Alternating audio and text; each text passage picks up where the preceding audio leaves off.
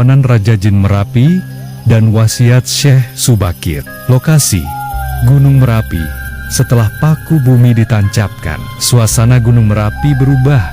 Langit memerah, tanah bergetar, asap mengepul dari kawah gunung. Tiba-tiba terdengar suara gaib menggema. Raja Jin Merapi, siapa yang berani mengganggu wilayahku? Tanah ini milik kami sejak zaman sebelum Adam. Syekh Subakir berdiri tenang.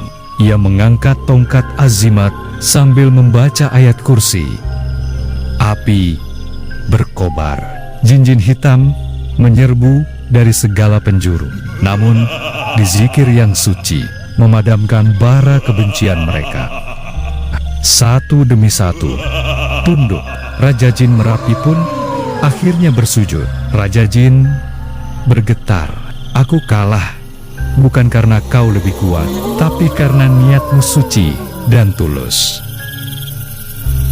Wasiat Syekh Subakir sebelum pergi. Syekh Subakir meninggalkan wasiat.